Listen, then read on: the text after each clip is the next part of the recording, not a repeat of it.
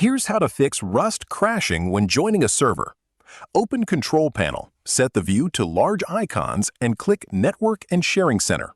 Click Change Adapter Settings. Double-click your active network connection. Select Properties. Click TCP/IPv4, then Properties again.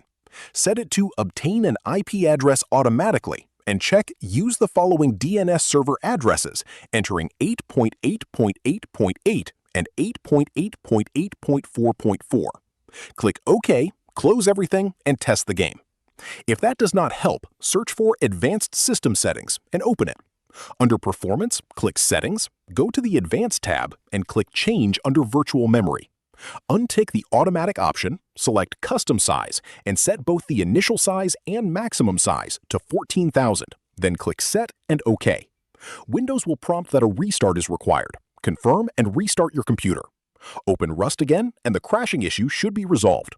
If this helped you out, hit that subscribe button for more straight-to-the-point tutorials on Step by Click.